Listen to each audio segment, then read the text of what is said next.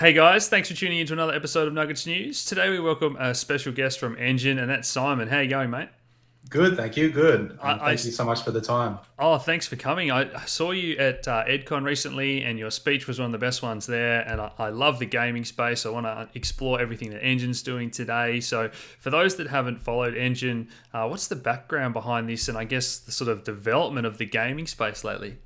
Nice. Well, yeah, Engine's like really interesting because like the CEO Maxim and the CTO Vitek created it about over 10 years ago now. So it is a truly successful startup that's been through the hard yards and basically proven that they can scale a business from absolutely nothing into a massive social network with over 20 million users.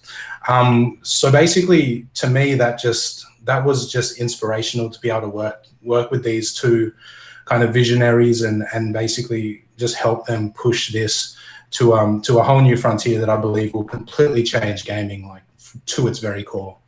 And what stage is the development at with Engine at the moment? I know there's a fantastic wallet that I've used, and things are really starting to heat up for you guys. So, how is all that current progress going?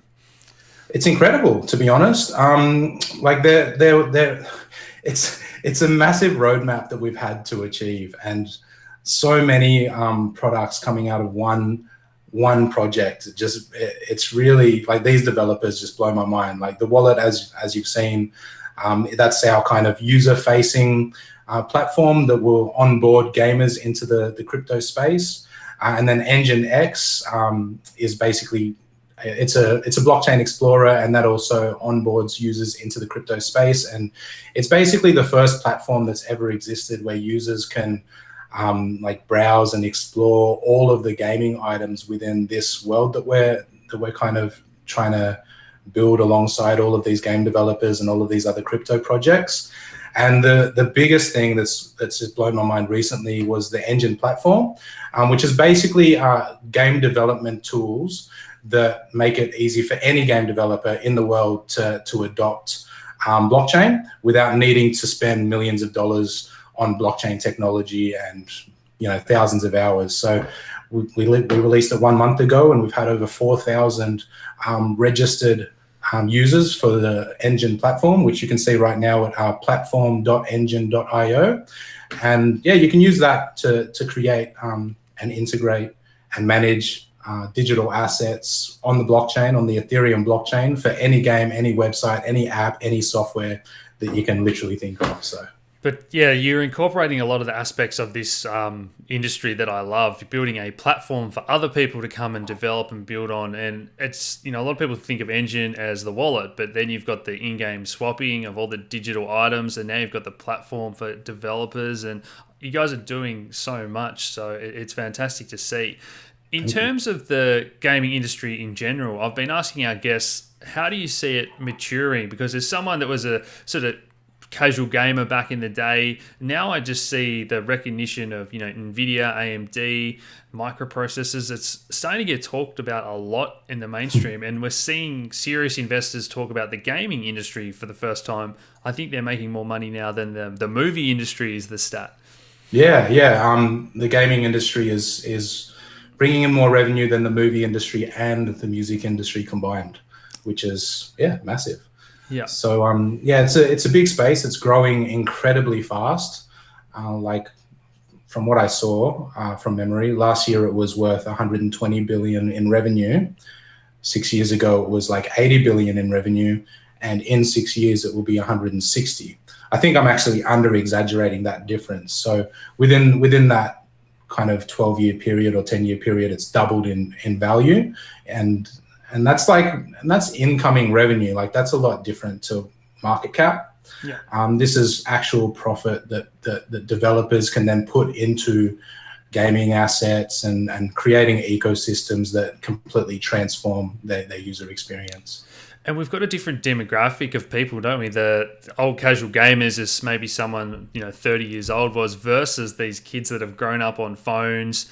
And I actually think those numbers are going to be blown out of the water, because we see people mobile gaming, the population of people going to the middle class in India and China. I think all these people are going to have access to a basic smartphone and games. Would you agree with all that? Or Definitely, yeah. I saw some amazing statistic that like within the next few years, there's going to be something like 9 billion like internet enabled devices, which is outnumbering the amount of people. You can do your own research on that figure. I kind of pulled that out of the sky, but like it just goes to show how fast it is all changing. And just with all of these devices, I believe that there needs to be a tangible metric of value that flows between these devices, because a lot of these games and a lot of these apps, they are providing great experiences for people. But as we live in those digital spaces more, we want tangible rewards for our efforts and our dedication to those spaces. And as we've seen, that's really what blockchain is. Yeah. So we're just creating a platform where developers can use that to completely customize their digital assets and bring their own utility to those assets, whether there is rewards or collectibles or tradable items or in-game items or weapons or real estate or characters, or you name it. Anything of value in a digital space, in my opinion, can be put on the blockchain. And we've really tried to create like a versatile platform that enables any developer to do anything they dream of, really. And that was probably the part of your speech that I could tell that you're really passionate about, that blockchain has enabled a lot of this versus the legacy gaming industry. So do you want to talk about, is it the microtransactions? Is it the non-fungibles? Is it all that stuff you described? What sort of really excites you and gives you that advantage as a blockchain company? Yeah, I was thinking about this the other day, actually. Like, I think gaming right now has the opportunity to leapfrog the economic model of the real world. Real world, as you were saying, has a lot of incumbencies that are really slowing down our ability to kind of hit a new level of decentralization. And as we all know, society gets better and better and better every time we decentralize to another factor. Like, in the past there were monarchies, and now we have free market economies. And I think the next stage is really more about decentralizing our actual power structures as well. But if you think about where games are at in that scale, a lot of them are even kind of simpler than monarchies, where it's more like you own this game, you give people assets, and then they just have those assets. There's no actual trade economy, and that's where the limit of value that you can provide those people comes in. As soon as you allow those people to trade those assets, the free trade economy, essentially, that they're trading, that economy gives that asset a value because someone else is willing to pay $5 for your asset, so it's worth $5. And I feel like by using this technology, developers have the ability to give players sovereignty over their own destiny, and that will create a new level of motivation, a new level of engagement and satisfaction within the games that they create. And that's what we're seeing with a lot of our early adopters as well. So it's been really inspirational, and an absolute pleasure to be working in this space. I think that's really well put. So the next thing I want to dive into is the 1155 standard. So ERC20, everyone knows and loves that by now. They're pretty familiar, and it just means we have a set of criteria that enables interoperability and whatnot. So the standard 1155 is one of the big ones that's coming out now in the gaming space. Do you want to talk about maybe a couple of them, or just what it means in general for these non-fungible tokens? Yeah, the 1155 is really interesting. Because you can use it to create tokens that are kind of comparable to ERC20, and you can use it which are fungible tokens. So they're basically tokens you can stack on top of each other. So if you have 1,000 gold, it just shows up in your wallet as 1 gold times 1,000. And you can also use it to create non-fungible tokens, which is kind of comparable to ERC 721. So these are unique items. They each have their own identity. If you have 100 gold, each of those are a separate identity that you own, and therefore they have their own history and their own metadata and all of this interesting stuff. So I really do feel like the 1155 standard, it is, it's technologically superior in a lot of ways.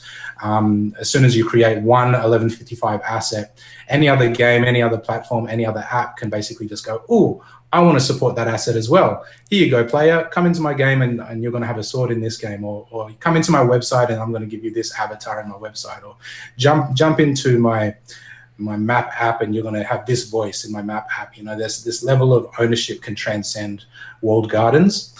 And yeah, so the 1155 has this level of standardization that makes interoperability almost seamless.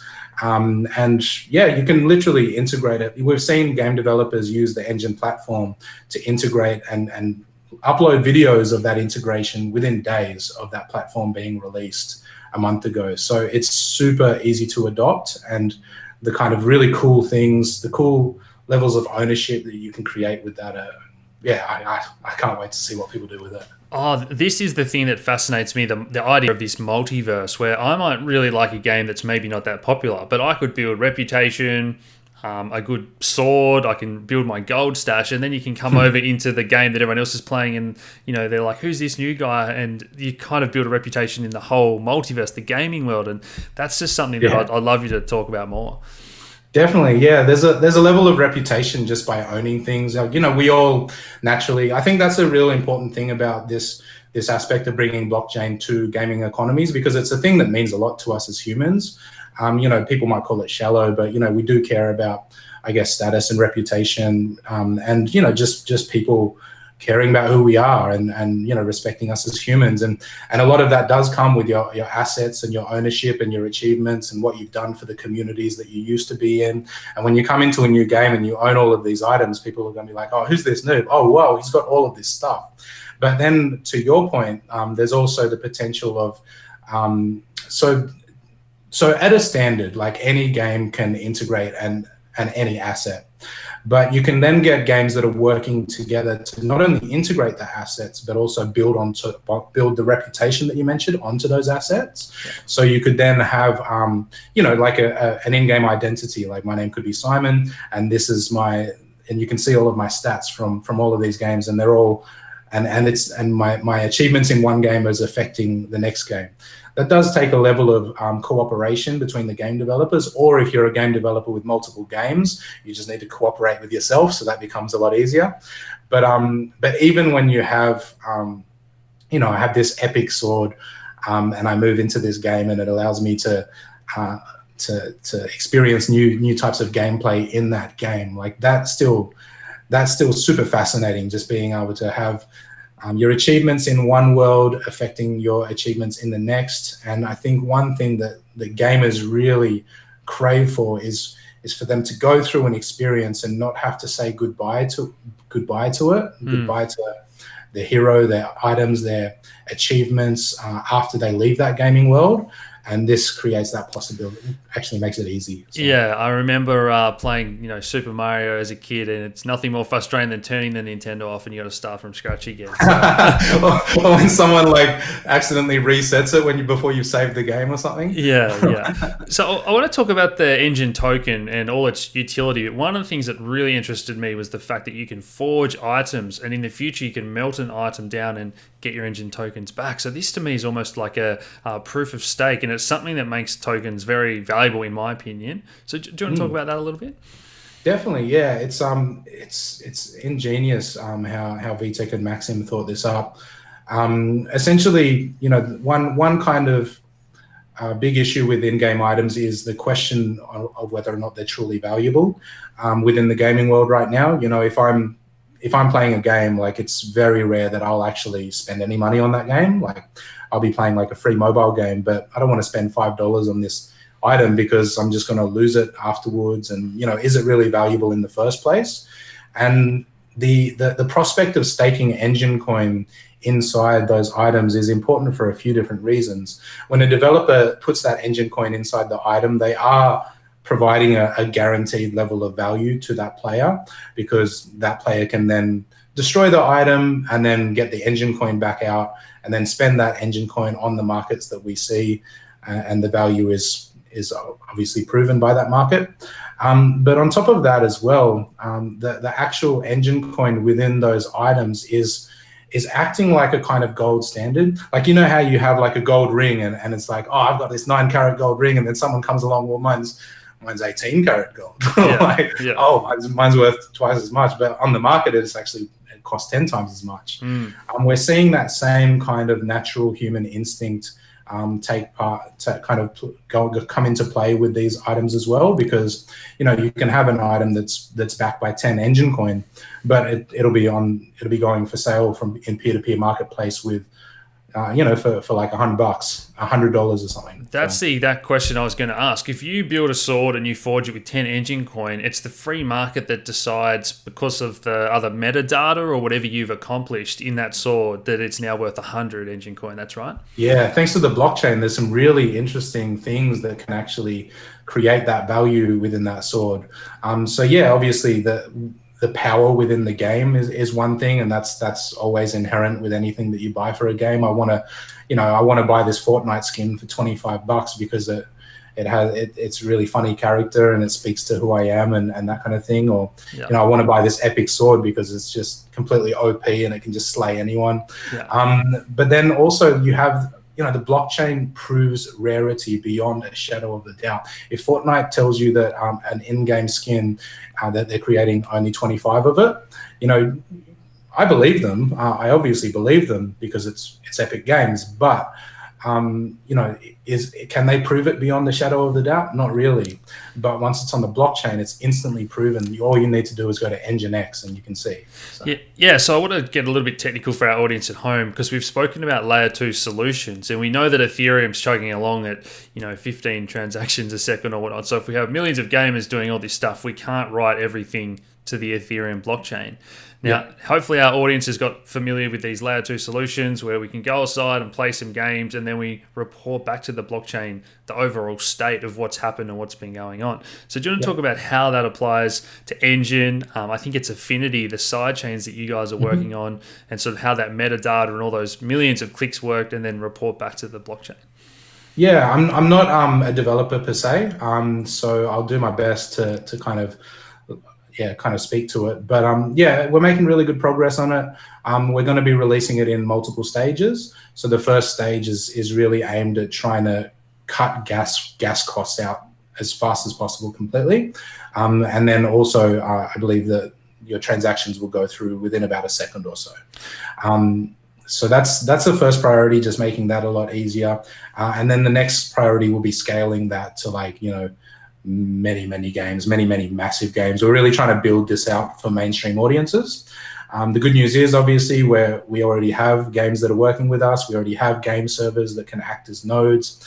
And just to speak to how you were describing it actually functions, it's basically like, okay, so I send you an item, you send it to someone else, you send it to someone else. Normally they send it to someone else. That's normally going to take 3 or 4 transactions.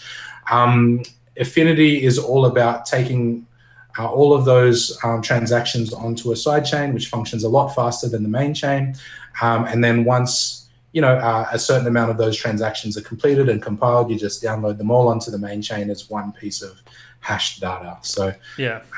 I think that's a good example, or when the game ends or whatever you guys decide, and it's just freeing up the main blockchain from bloat, which is what I was getting at. But you said something else really important there. It's the issue that a lot of projects have run into, and it's onboarding.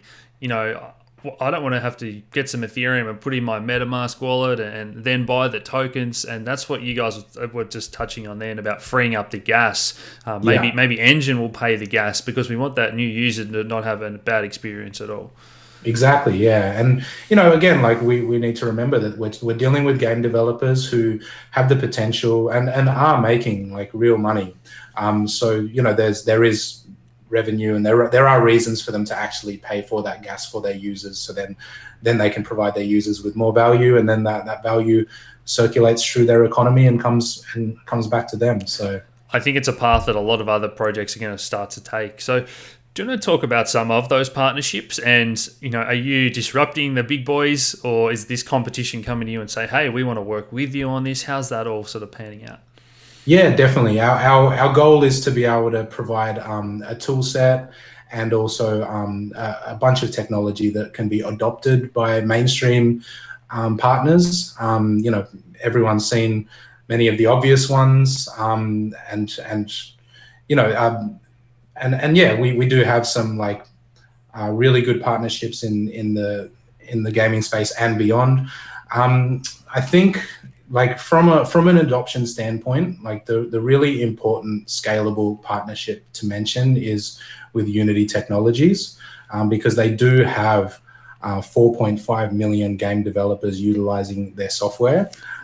We are listed on their partnerships page. We are on the front page of their asset store, so all of these developers can see us, and it is a big reason why we do have over 500 downloads of the Unity SDK so far. And basically, when it comes down to it, we are in this to create a new gaming ecosystem that is more beneficial for developers, but also more meaningful for players.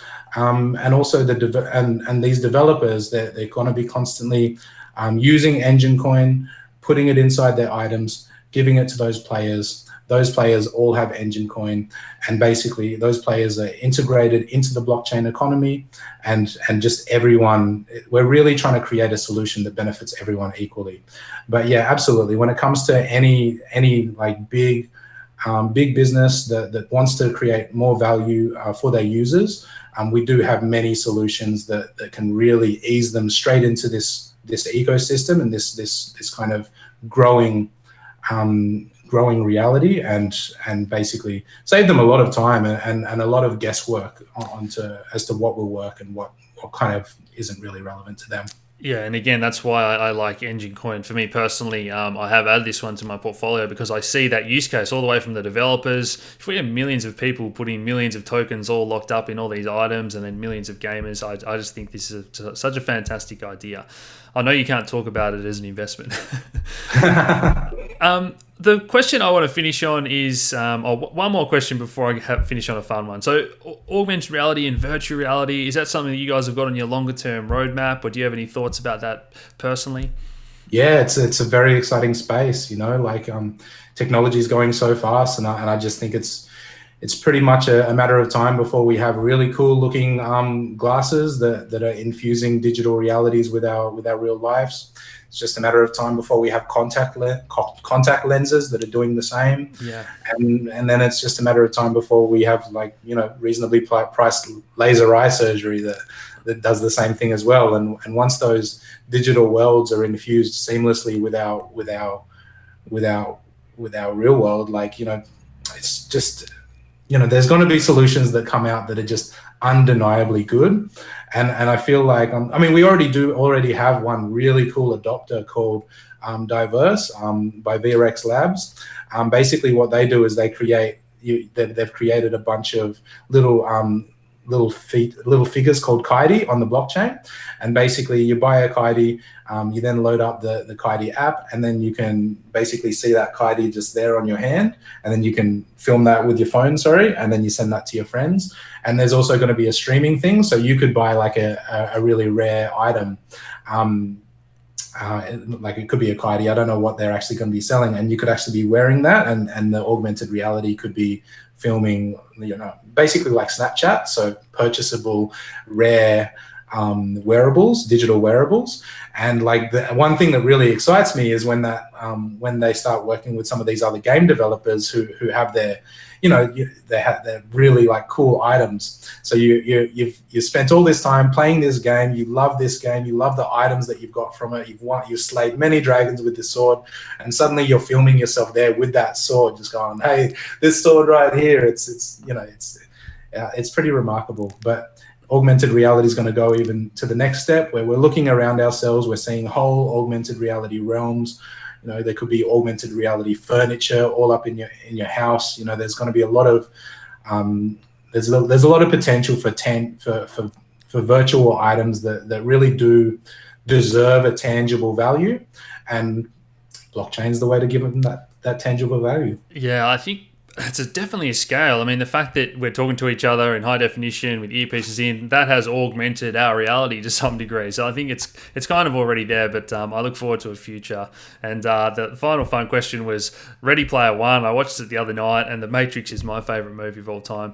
Do you think we're going down this path where we're going to be spending more time or all of our time in these simulations or virtual worlds? And do you think we're actually living in a simulation at the moment from the Elon Musk theory? Yeah.